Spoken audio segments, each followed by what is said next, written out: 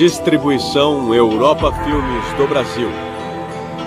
Versão brasileira Lipsyn, São Paulo. História das religiões.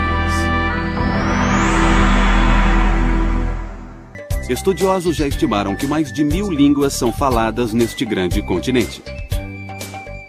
Muito da variedade da África deve-se à sua longa história e à sua geografia bastante diversa. Há 4 grandes desertos na África: o Kalahari, no sudoeste, o da Líbia, no norte, o da Núbia, no nordeste, e o Saara, que se estende do rio Nilo, no leste, até o Oceano Atlântico, no oeste.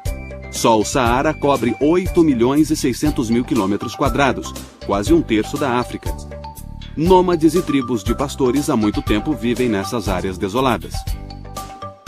Mas a África também possui inúmeras selvas, vastas campinas e montanhas majestosas. Muitos rios serpenteiam pelo seu solo. O rio mais extenso da África e também do mundo é o Nilo, que percorre mais de 6.000 quilômetros desde o Lago Vitória até o mar Mediterrâneo. Às margens desse antigo rio, faraós construíram suas tumbas e acredita-se que Moisés foi tirado de suas águas. A civilização africana há muito foi moldada por uma grande migração de pessoas por estas águas, vindas de outros continentes e outras culturas. Máscaras e roupas especiais, ervas e comida, danças e sacrifícios, gritos, cantos e discursos emocionados. Tudo isso é empregado nas religiões tradicionais africanas. O conceito geral mais amplo das religiões africanas nativas envolve uma gama de conceitos e preceitos. O continente africano é tão diversificado que tentar identificar uma religião africana em particular é bastante difícil de fazer, a menos que falemos a respeito de Olodumare, que é o Deus Supremo ou Ser Supremo para a maioria dos africanos. Entretanto, esse termo pode ser usado em diferentes aspectos ou línguas que podem ser diferentes do Olodumare do povo Yoruba. Há muitas sub-religiões dentro das principais religiões africanas. Uma coisa importante, na África a religião não é só no domingo de manhã, é uma coisa diária e cada grupo em particular pode ter sua divindade de preferência e ela terá relação com seus ancestrais. Através de performances dramáticas em festejos e cultos, espíritos e deuses baixam nos devotos e são incorporados. Pela incorporação, os espíritos advertem e orientam os devotos tanto em questões espirituais quanto em questões financeiras. Mas às vezes eles também podem causar o mal. As religiões tradicionais africanas também tendem a ser mais orais que literárias, transmitindo crenças e ensinamentos através de inúmeras artes verbais e não tanto por escrituras. Mitos e folclore, enigmas e provérbios e, às vezes, canções e poesias são utilizados. Alguns teólogos africanos cristãos creem ser possível uma nova era de independência religiosa na África terceiro-mundista. Alguns veem o fenômeno das igrejas nativas como um sinal dessa nova era, ou a nova chegada do Espírito Santo. Há cerca de 25 ou 30 anos, a África começou a se remodelar e a se voltar para seus próprios meios e métodos nativos de adoração. Lembro que muitos já me disseram que quando o missionário vem, eles pegam o piano e começam a cantar aquelas velhas canções que são ensinadas e tudo mais. Mas quando o missionário dá as costas, eles pegam o tom-tom, que é como eles chamam o tambor, e voltam a praticar os seus cultos nativos. Nós vemos que a África hoje está realmente conseguindo praticar a sua religião. Ou a sua espiritualidade da forma que ela quer e não controlada pelos colonizadores. Os movimentos separatistas da África prosperaram ao converter seguidores de religiões tradicionais para o cristianismo ou para o islamismo. Mas o reflorescimento recente das religiões tradicionais é diferente. Ele visa redescobrir ou reafirmar as práticas tradicionais africanas após séculos de dominação cristã e muçulmana. Algumas religiões tradicionais africanas no passado tomaram a forma de sociedades secretas.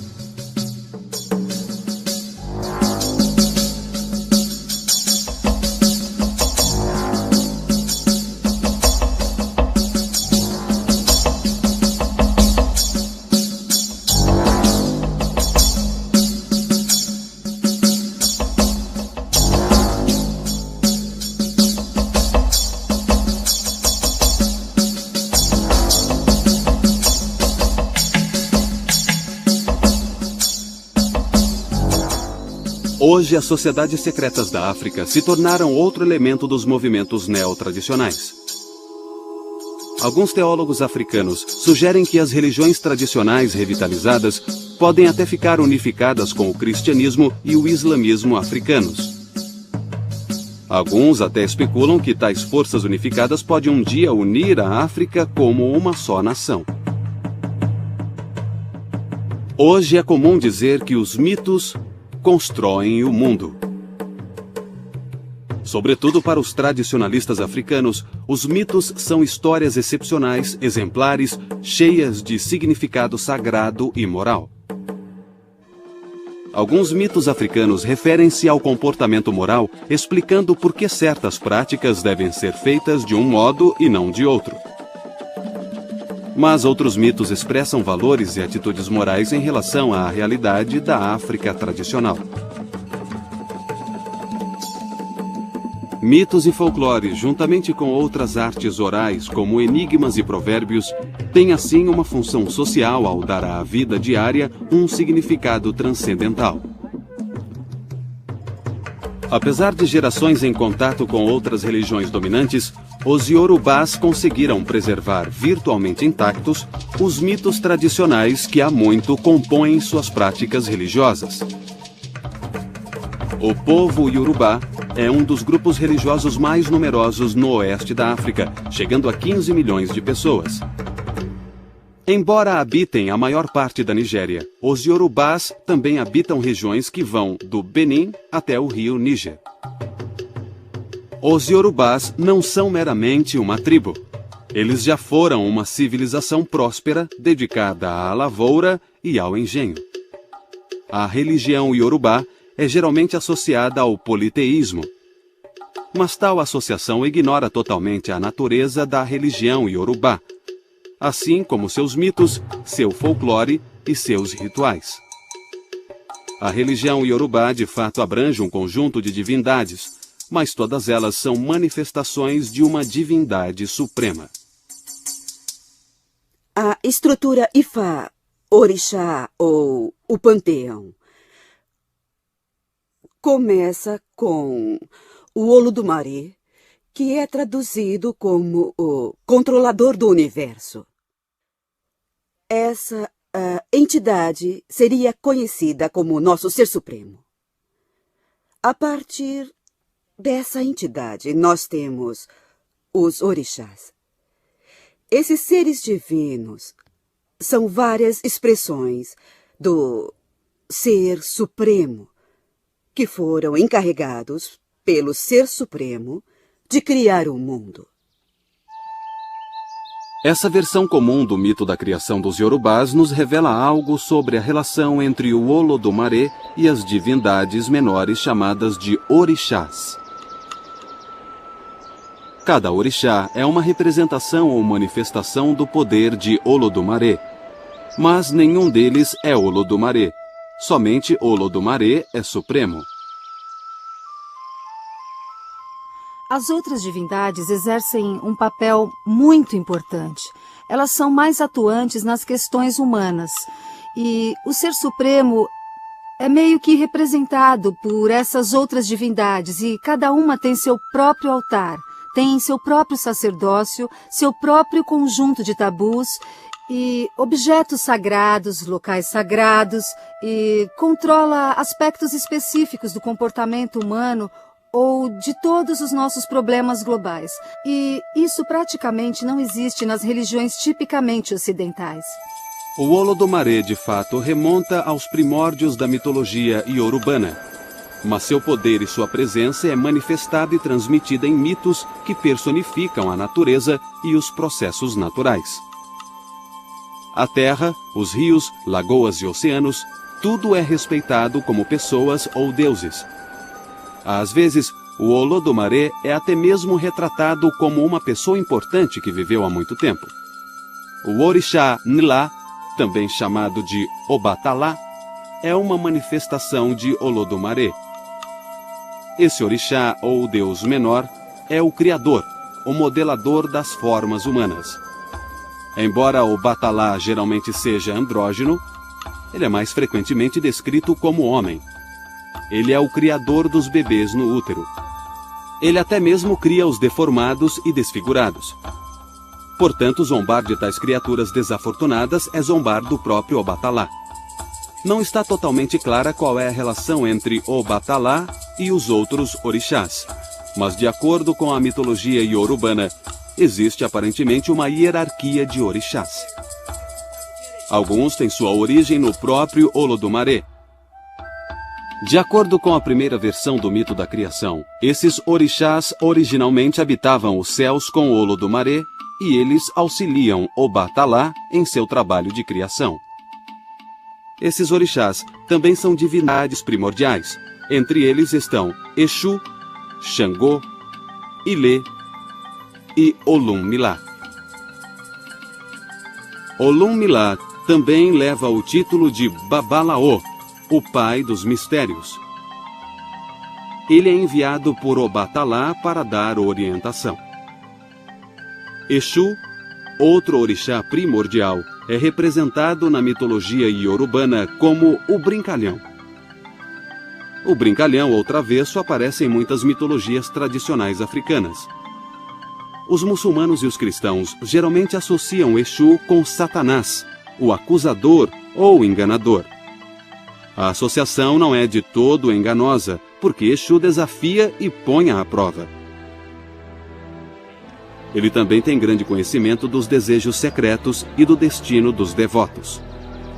Exu é o senhor de todas as decisões, porque decisões são realizadas numa encruzilhada. Isso significa que você pode ir por um caminho ou por outro. Então, Exu é o orixá a quem o devoto deve apelar para ter orientação e clareza na hora de tomar decisões. Exu provoca brigas e mau comportamento entre as pessoas para suscitar a virtude entre elas.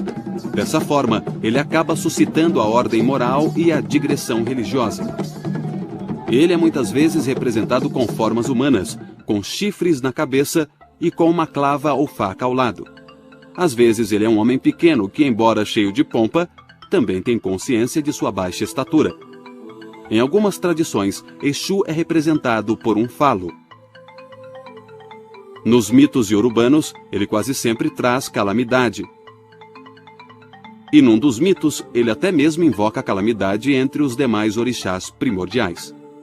Xangô, como Obatalá e Exu, é uma divindade primordial. Por fim, Ilê, ou Mãe Terra, é outro dos orixás primordiais. Acredita-se que ao nascer, nós repousamos nela, e ao morrer, retornamos a seu ventre. E em cada refeição, os ancestrais que habitam nela são honrados com algumas gotas de bebida jogadas no chão. Ogum, a divindade da guerra, é o patrono do ferro. Habita às margens da sociedade. Ele é o patrono da caça e das florestas. Ogum é inovador e sabe o que está acontecendo em outras sociedades. Ele se comunica com os espíritos dos céus, das selvas, dos pastos e da tecnologia. Dizem que, onde dois pedaços de ferro são unidos e seu nome é invocado, Ogum estará lá.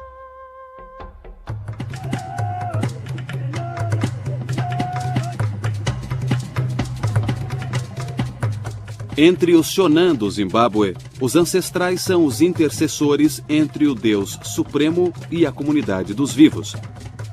Os Shonan acreditam que o Deus Supremo é um ser metafísico que não interage diretamente com a comunidade humana. As relações espirituais entre deuses e humanos ocorrem através dos ancestrais, que, como espíritos, podem se comunicar com o Deus Supremo.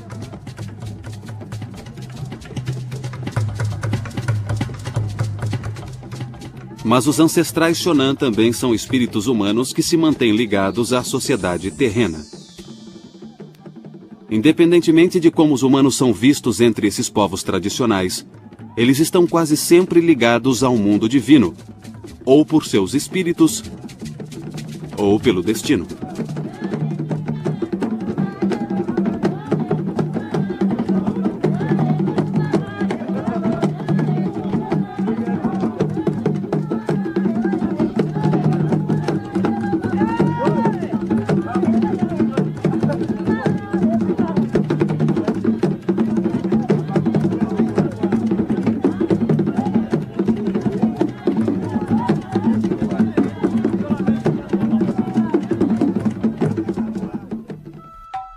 A devoção aos ancestrais implica em interdependência, porque os ancestrais fazem a mediação entre a vida da comunidade com a vida divina. Os ancestrais participam ativamente tanto no domínio dos mortos quanto no dos vivos. Os Yogi, que é o plural de Yog, não são presenças sempre amigáveis ou más em certos santuários. Tais espíritos e forças também se envolvem nos conflitos da sociedade com outros Yogi. Alguns desses Yogi podem trazer calamidade, principalmente doenças. Os Acholi praticam rituais para apaziguá-los ou expulsá-los, às vezes através de provações longas e torturantes. Os rituais de cura dos Acholi envolvem primeiro um curandeiro, um adivinho, que verifica uma doença como sendo causada por um Yogi. Junto a assistentes e à família, o curandeiro e seus auxiliares cantam canções Yogi. Tambores e chocalhos são usados para soar vários ritmos. No processo, às vezes o Yogi possui o curandeiro, fazendo com que ele ou ela se agitem violentamente. Se isso acontece, o ritual para. O curandeiro então chama alguém com mais experiência, autoridade e força para dar continuidade ao tratamento. Os remédios tradicionais africanos são feitos de cascas e seivas de árvore e extratos de raízes e outras ervas. E conforme observado nos rituais de cura dos Acholi, tratamentos farmacêuticos e adivinhações ajudam a restaurar a vitalidade daqueles cuja doença é tida essencialmente como um mal do espírito. Os Yorubás, assim como outros grupos religiosos tradicionais, consideram os seres humanos como um composto. O espírito retorna para Olodumare, a divindade suprema, enquanto o corpo retorna para Ilê, a Mãe Terra. Após a morte de alguém e em determinadas ocasiões, os africanos tradicionais festejam num ritual de dança chamado Egungun. A celebração do Egungun é exclusiva em sua performance. Mulheres e crianças são proibidas de se aproximar do espírito, já que seria o mesmo que se aproximar dos mortos. Mas o Geledê é a mais democrática das festas e cerimônias iorubanas. O Geledê honra principalmente os ancestrais femininos, e mulheres e crianças são essenciais para a sua força. Duas revoluções afetaram direta e profundamente a cultura e a religião na África. A primeira revolução foi um avanço tecnológico que possibilitou o tráfico de escravos na bacia do Atlântico. A segunda revolução foi um desenvolvimento econômico que tornou o tráfico de escravos altamente lucrativo. Cerca de 10 milhões de africanos foram levados para as Américas nos séculos seguintes, e suas religiões tradicionais foram com eles. Quando os africanos foram trazidos para as Américas e escravizados, foram esses mesmos sacerdotes e sacerdotisas, agindo em segredo, agindo como médicos, por um lado, que conseguiram também manter essa identidade viva. E eles conseguiram transmitir uma força espiritual, uma energia que permitiu que as pessoas sobrevivessem àquelas circunstâncias devastadoras. Com a invenção de navios à vela que navegavam a Abolina e com a melhoria dos mastros e da força de tração, os portugueses no início do século XV conseguiram navegar para o sul, até o Senegal, no noroeste da África, e ainda voltar para o norte. Isso abriu uma rota definitiva da Europa para a África subsaariana. Uma segunda revolução estimulou o tráfico transatlântico de escravos quando os portugueses exportaram o sistema de plantação mediterrâneo para a bacia do Atlântico Sul. Isso revolucionou a economia da produção de açúcar. Quando os dirigentes da Companhia Holandesa das Índias Ocidentais expandiram esse sistema pelo Caribe e pela América do Norte, seguiu-se uma explosão de demanda por mão de obra, principalmente mão de obra escrava. Por causa da demanda crescente por açúcar na Europa, as terras para a produção de açúcar tiveram que se expandir para além das pequenas fazendas do Mediterrâneo. O sistema de plantação, que originalmente era um sistema de capital, agora se tornava um sistema de investimento em terras, processamento industrial, trabalho escravo e sistema gerencial rígido. Os escravos eram comprados e vendidos como bens ativos no Mediterrâneo, uma área controlada principalmente por muçulmanos e cristãos. A navegação entre Portugal e África Ocidental agora abria definitivamente o tráfico de escravos na região subsaariana aos primeiros capitalistas europeus. A prática da escravatura estava agora completamente difundida. Os portugueses foram os primeiros a espalhar a prática pela bacia do Atlântico e foram os primeiros a suprir o sistema americano de produção de açúcar com escravos africanos. O sistema de plantação do Brasil e do Atlântico Sul tornou-se o modelo para a produção de outras mercadorias. No sul da América do Norte, o sistema de plantação foi copiado na produção de tabaco na Virgínia, na produção de arroz e de anil na Carolina do Sul e na produção de algodão em outras áreas a leste do Mississippi. Tudo isso exigia mão de obra barata para suprir o consumo e a demanda na Europa. E a resposta foi o tráfico transatlântico de escravos africanos.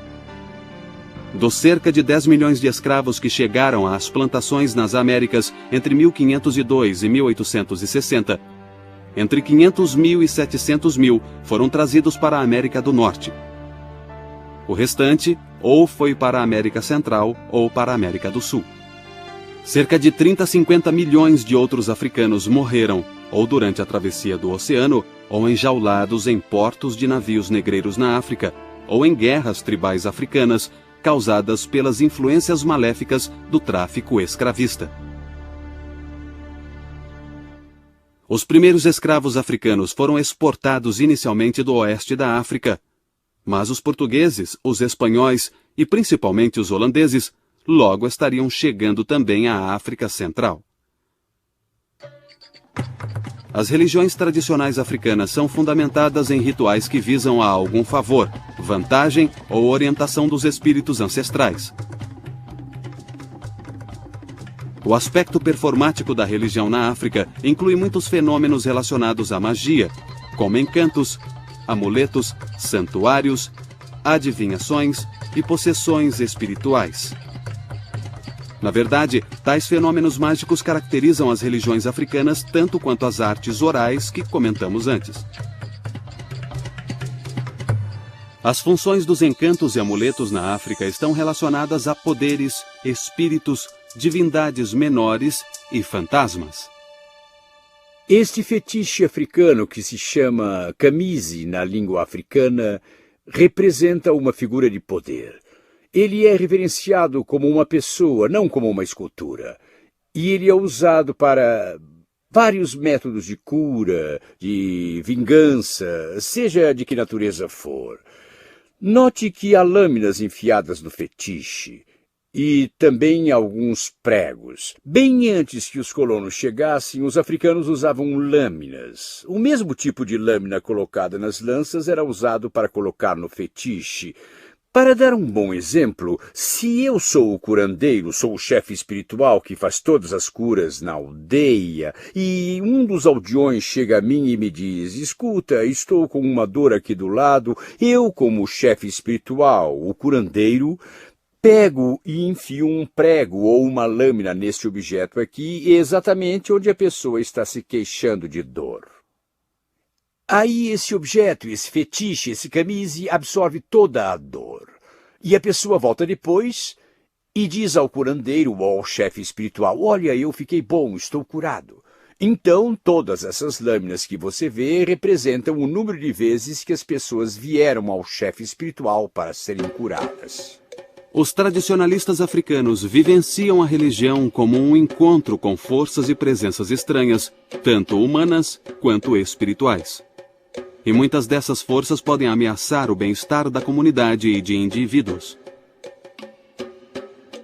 O infortúnio também pode ser entendido como obra de espíritos benevolentes que podem infligi-lo, cumprindo seu papel de guardiões da tradição. Muitos infortúnios também podem ser atribuídos ao poder da bruxaria. Entre os balubás, a feitiçaria geralmente é uma pessoa estranha, calada ou antissocial. Ela ou ele pode viver nos arredores da aldeia. Acredita-se que pessoas assim vivam acompanhadas de forças que podem corromper e destruir. O controle de tais forças exige remédios fortes e curandeiros especialistas que consigam encontrar e destruir espíritos maléficos ou ao menos estabelecer uma trégua com eles.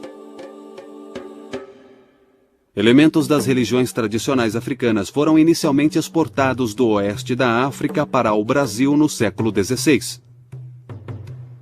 Mas eles não prosperaram até a metade do século XIX.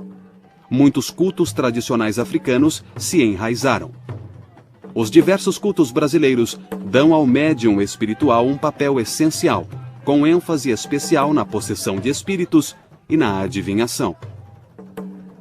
A adivinhação invoca a ajuda do mundo espiritual para aqueles que sofrem com infortúnios no mundo dos vivos. É um aspecto sólido da mediunidade, e no Brasil a adivinhação continua ligada profundamente a funções similares na África. Os cultos afro-brasileiros, como as religiões tradicionais da África, dão grande ênfase à performance como falas e danças, tambores e sacrifícios. As cerimônias são dramáticas, coloridas e exaltadas. Elas evocam os poderes milenares e a presença de divindades e santos. Os afro-brasileiros nem sempre foram apoiados ou encorajados a praticar abertamente sua religião tradicional. Suas práticas religiosas foram proibidas e perseguidas. Por precaução, o sincretismo dos orixás com os santos católicos deu a elas uma certa legitimidade entre a população predominantemente católica do Brasil. Os afro-brasileiros, na verdade, ficaram à margem das elites governantes em nível regional e nacional, no Brasil e em outras regiões. Os vários cultos afro-brasileiros muitas vezes suscitaram debates sobre autenticidade, geralmente levantando a questão de se um culto pode mesmo associar suas práticas às tradições africanas originais. Entre os cultos do Caribe que ganharam a atenção dos historiadores religiosos, nenhum é mais estudado do que o voodoo haitiano. E precisamente por isso, o voodoo é bastante mal interpretado. Assim como nos cultos brasileiros, aqueles que praticam o voodoo são descendentes de povos do oeste africano. O voodoo é principalmente associado com os haitianos e com os crioulos de Nova Orleans. É uma mistura de religiões tradicionais africanas e práticas católicas romanas. Quando os africanos chegaram aqui, a maioria desembarcou no porto de Nova Orleans e em Charleston, Carolina do Sul. Aqueles que chegaram em Nova Orleans e Charleston, na Carolina do Sul, vieram direto da África. Todos os demais vieram das ilhas. Eles haviam sido doutrinados ou domados nas ilhas ou no Caribe através das Índias Orientais. Mas os que chegaram em Charleston, os que chegaram em Nova Orleans, vieram direto da África. Por essa razão, você tem na Carolina do Sul e em Nova Orleans, naquela região, muitos e muitos sinais da religião africana nativa do Vodum. Vodum é a adoração de divindades africanas tradicionais do antigo povo Fon, que pertencia ao reino de Daomé, que hoje é o Benin. E o seu sistema se desenvolveu no Haiti, como o Vodum haitiano. Há algumas pequenas práticas individuais derivadas do Vodum que chegaram na região sul dos Estados Unidos devido ao tráfico escravista, através de duas cidades principais, uma Nova Orleans e a outra é Virgínia. Mas elas não se desenvolveram na religião propriamente dita. Ficaram mais no nível do ritual individual, em que as pessoas faziam determinadas coisas que eram parte da religião, mas as divindades, em termos de como eram adoradas no Haiti, não vieram a este país para ficar muito tempo. No voodoo haitiano, o princípio controlador é o Loa, uma classe de espíritos, manifestações, forças e entidades espirituais. A relação entre os devotos e o Loa é performática, dramática e mágica. Exatamente como era nos cultos dos ancestrais na África.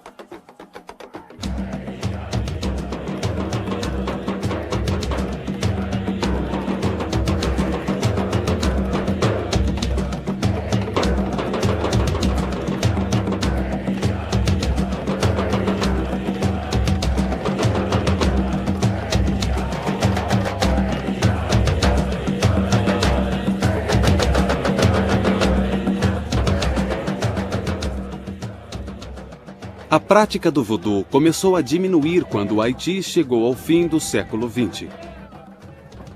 Uma das causas do declínio do voodoo é o fim das grandes famílias rurais. Outra causa é a fragmentação de grandes cultos em cultos menores, dirigidos por sacerdotes mal treinados.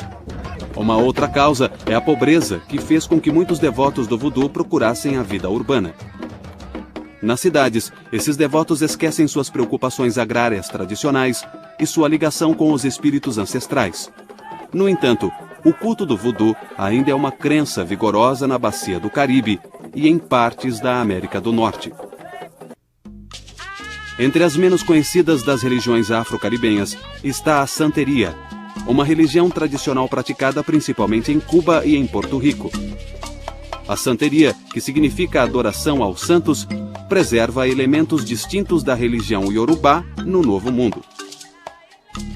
De fato, sua divindade central é o Olodumare, o deus dos iorubás. Os orixás, ou os deuses menores da tradição iorubana, são venerados como anjos da guarda pelos devotos da santeria. Várias versões da religião iorubá eram praticadas entre os povos hispânicos e daí evoluíram para uma prática chamada santeria.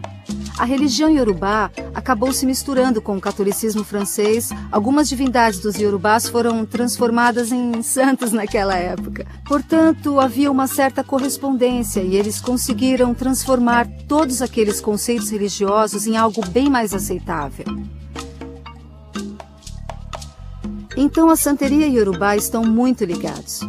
A escritora Mihene Gonzalez Whipler observa que cada devoto da santeria usa a adivinhação para determinar qual orixá foi designado como seu ou sua divindade protetora. Os adeptos da santeria acreditam em possessão espiritual. Os santeiros são possuídos ou servem de cavalo para os orixás ou santos. Em tais possessões, o santeiro torna-se o médium pelo qual um orixá ou santo falará cara a cara com os devotos. Tudo isso envolve um complicado e longo sistema de iniciação para cada devoto da santeria.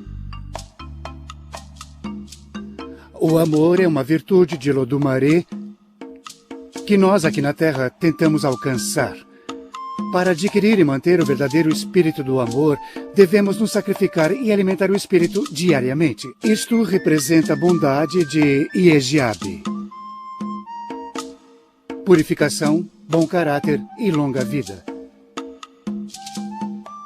Vocês dois podem beber, por favor. Muito bem, para sua noiva.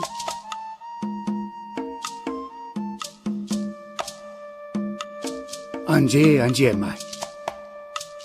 Anje, anje mai. Anje, anje, anje, anje. Tudo bem. Antes de sairmos, você pode beijar a noiva.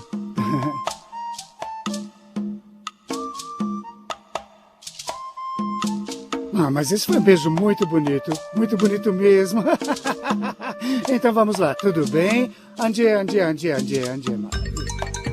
Os senhores de escravos espanhóis em Cuba associavam a santeria à adoração do diabo e os devotos acabaram sendo perseguidos. Por isso, sua prática durante muito tempo foi feita em segredo. Como o voodoo, a santeria ainda está envolta em segredo. E assim como no voodoo, pessoas de fora consideram a santeria exótica e diabólica. A santeria é vista com suspeita principalmente porque os sacrifícios são parte essencial dos rituais. E até o sacrifício com sangue pode ser praticado quando envolve uma importante questão espiritual. Os cultos neotradicionais africanos não são tão comuns nos Estados Unidos quanto são na bacia do Atlântico Sul. O estudo das religiões afro-americanas nos Estados Unidos tendem a enfatizar a ascendência cultural do protestantismo afro-americano em oposição ao catolicismo afro-americano, ao islamismo afro-americano e aos cultos neotradicionais africanos. Essa ênfase no protestantismo afro-americano é fundamentalmente baseada no contato histórico entre escravos africanos e colonizadores britânicos protestantes. Em outras palavras, foi o protestantismo americano que legitimou a instituição da escravatura nos Estados Unidos. e foi ao protestantismo que os primeiros escravos foram expostos. Sociólogos como C. Eric Lincoln e Lawrence Mamiya descrevem o cristianismo afro-americano nos Estados Unidos com o termo Igreja Negra.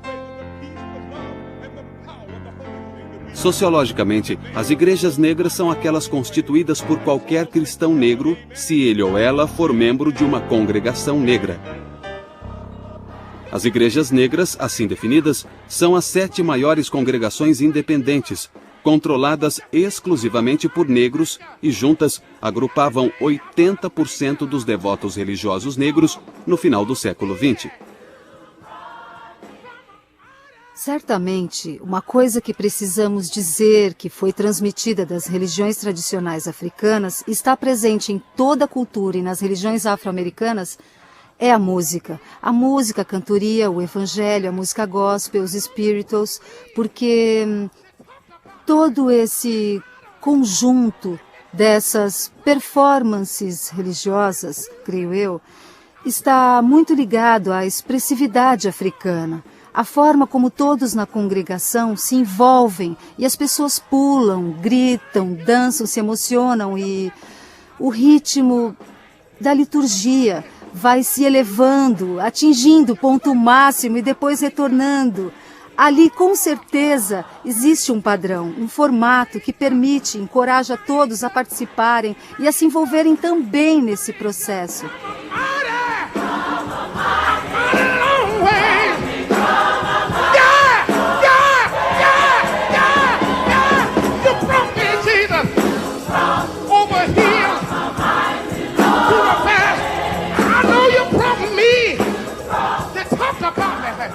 Embora as igrejas afro-americanas sejam identificadas com as seitas protestantes, Lincoln e Mamiya sugerem que elas também têm relação com as religiões tradicionais africanas de uma forma conceitual e moral. Eles explicam a relação em termos do que chamam de cosmos sagrado negro, que é um universo paralelo ao cristianismo europeu. A ideia do cosmos sagrado negro é, em parte, uma resposta a outros sociólogos que afirmam que as igrejas afro-americanas são apenas uma tentativa débil de imitar a cultura branca. Esses outros sociólogos dizem que as igrejas afro-americanas não exibem nenhum elemento excepcional que as diferencie do cristianismo e da cultura europeia. Mas para sociólogos como Lincoln e Mamiya, as igrejas afro-americanas são alternativas morais e religiosas para as grandes igrejas norte-americanas. Nós não viveremos em pecado porque somos filhos de Deus. E quando tudo isso aqui acabar, quando a noite não mais se projetar sobre nós, quando nós não mais estivermos às margens deste rio, poderemos declarar como Martin King declarou: finalmente livres, finalmente livres. Graças a Deus Todo-Poderoso, finalmente livres. As igrejas afro-americanas tendem a ser evangélicas. Para tais igrejas, a pregação tende a se basear em histórias bíblicas, tanto das escrituras hebraicas quanto do evangelho cristão. E busca converter os descrentes ao cristianismo. Ideias como santidade e santificação são frequentemente usadas para descrever tal forma de pregação. Música gospel e pregações carismáticas são parte proeminente de sua vida religiosa. Os ensinamentos sociais das igrejas afro-americanas tendem a ser igualitários. Na verdade, a ênfase igualitária identifica fundamentalmente os ensinamentos sociais das igrejas afro-americanas. Tal ênfase talvez nunca tenha sido tão evidente como no movimento pelos direitos civis na década de 60. Mas os sociólogos Lincoln e Mamiya sustentam que há influência civis, mas sim na influência interna da própria cultura afro-americana. Com a Revolução Cultural nos anos 60 e começo dos 70, as igrejas afro-americanas começaram a examinar suas possíveis ligações com as religiões tradicionais africanas. existe um ressurgimento. Eu gosto de usar a palavra renascença. Há uma renascença de religiões africanas ocorrendo exatamente neste momento. Ela, na minha opinião, atingiu o seu segundo estágio. O primeiro estágio da expressão da religião foi a forma como a religião precisou ser praticada durante os anos de escravidão. Por causa do modo como a escravidão funcionava na época, em vários lugares, as religiões tiveram que se esconder. Elas não podiam ser praticadas publicamente. Elas, se fossem praticadas publicamente, tinham que ser sob um disfarce ou com uma máscara, fingindo fazer alguma coisa que não estavam fazendo ou fingindo ser uma coisa que não eram. Nos últimos, eu diria, 50 anos, desde a década de 1950, a religião começou a passar por um outro processo de nascimento. E esse processo de nascimento, baseado no que eu observei, levará a religião a um outro estágio do seu ciclo de expressão, que é se tornar pública. Os aspectos dramáticos e orais da cultura tradicional africana são vistos com mais força nas instituições leigas afro-americanas, como na arte, na música, no teatro, na literatura, no cinema e organizações políticas radicais. Elementos distintos das religiões tradicionais africanas aparecem entre os católicos afro-americanos e entre os devotos de cultos neotradicionais afro-caribenhos e cultos religiosos afro-brasileiros. Mas os números em tais grupos são pequenos, e eles estão fora do eixo principal das práticas religiosas afro-americanas. As religiões tradicionais africanas fornecem informações valiosas para a nossa compreensão das civilizações humanas. Elas são a memória viva das origens tribais e ancestrais de muitas das chamadas grandes religiões. A história das religiões africanas e afro-americanas é uma história de sincretismo e conversão. O fato de que as crenças religiosas africanas tenham sobrevivido sugere que tais crenças continuam a ser fontes vitais de sentido religioso e moral, tanto na África pós-colonial quanto nas Américas. As religiões tradicionais africanas conseguem transmitir a experiência religiosa numa variedade de artes orais e performances dramáticas, seja nos movimentos da Igreja Nativa na África ou nos movimentos neotradicionais, como o Voodoo do Haiti e a Santeria de Cuba.